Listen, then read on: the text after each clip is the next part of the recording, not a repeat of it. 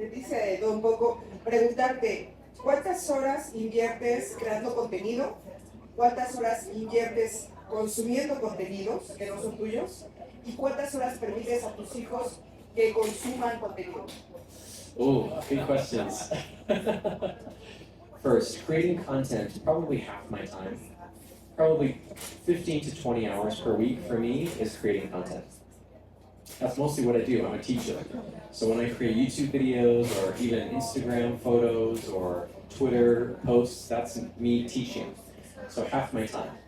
How much time I spend consuming? As little as possible. Probably just 1 or 2 hours a day. If you combine like listening to podcasts, watching YouTube videos, reading. The main form of consumption that I like to do is reading, because reading is so much richer than other kinds. And then the kids, we have 2 kids, they're 1 year old and 3 years old.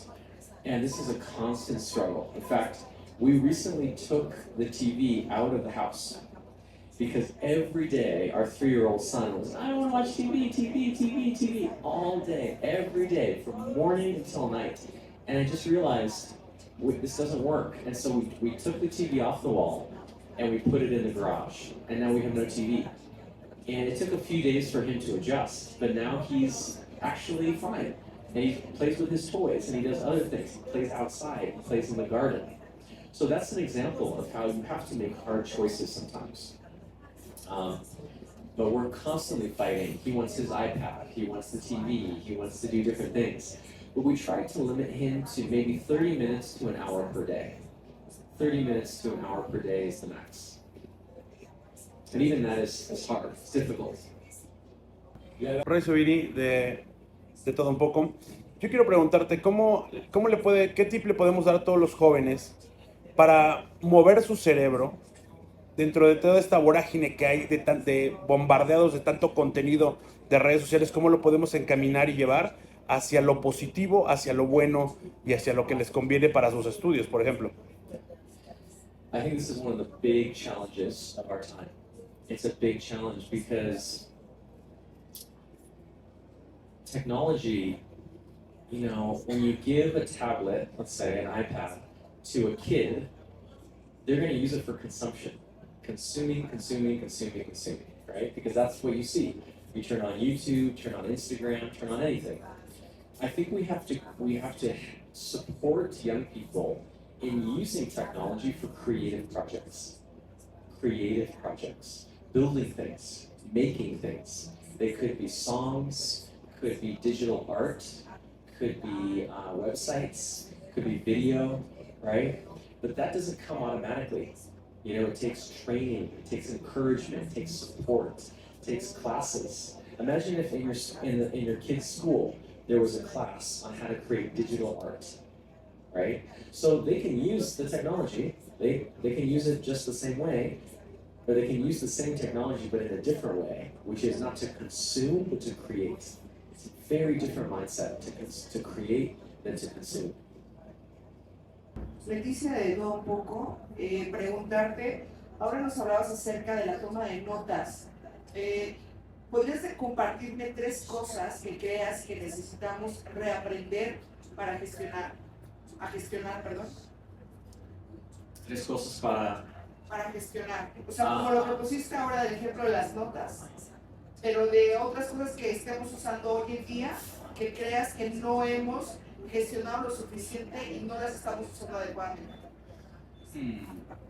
¿Cómo así? ¿Otras cosas de tecnología o en general? Ajá, otras cosas de tecnología. Interesting. Okay. One, I think, is our attitude to social media.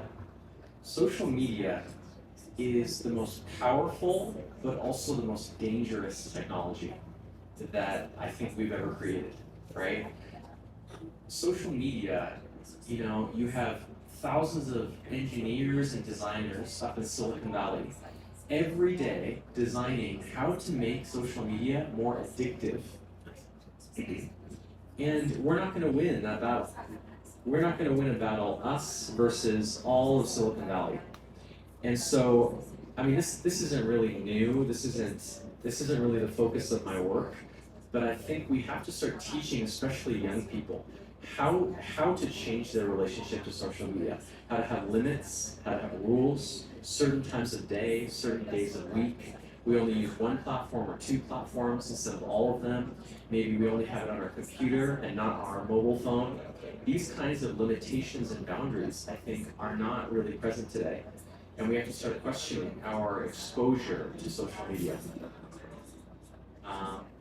That's the main one that comes to mind.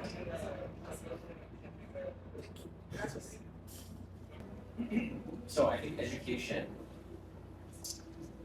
until now, has been what to learn. Okay, right? Learn this, now learn this, now learn this fact, this detail, this thing. But with the internet, that doesn't make any sense. You know, we can find out any fact, any reference, anytime on our phone, right? So why memorize, you know, the dates of important battles and who was president in 1824, and these just doesn't matter, right? Instead of what to learn, I think schools need to teach how to learn. How to learn. Like, how do you learn? It's not just, you know, keep your eyes open and it gets into your brain somehow. You have to actually take it in and then digest it and work with it and test it and experiment and apply. And that's what school hardly teaches you. Very, very little of school teaches you that. But I think in the future, that's all school should do, is just teach you how to learn, and then you go out and you learn on your own. Thank you. Mm-hmm. Yes, voy a responder en inglés, ¿puede ser? Okay. So, right now, there is an extremist attitude towards technology. It's like, over here, you have to use all the technology and be on Instagram and TikTok and Snapchat and all of it 24/7, or over here, you have to not use any of it and stop using all of it. I think that's not right. You know, it's not the extremes, all or nothing. It's the middle path, right? Medio camino. We need a middle path where we're using some technology some of the time, but in a more intentional, strategic, purposeful way, right? And my work is one way of doing that.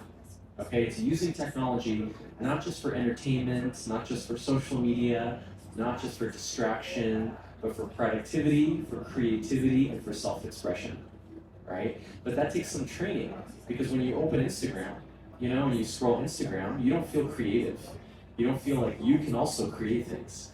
So we need different tools, such as digital note-taking apps, that are designed to cultivate creativity for you, right? Not for someone else, but your creativity. And I think that's what digital note-taking is about. I think artificial intelligence is both a threat and an opportunity. It's something that I'm deeply studying right now. I have a YouTube channel. Most of the videos on my YouTube channel are about artificial intelligence. And I think with artificial intelligence, so some people think that we don't have to create a second brain, we don't have to organize, we don't have to document our knowledge because we have AI. I think that's completely wrong, right? Because when you use AI, for example, ChatGPT, where does the information come from that you put into AI? Where do the details and the facts come from? They come from your notes. So to me, it's even more important that you have notes to then put into the AI. I think creating a second brain and note-taking are very complementary, and they really support each other. But like I said before, it's not natural and intuitive. You have to take classes, and you have to learn and watch YouTube videos and do different things in order to learn how to use these tools.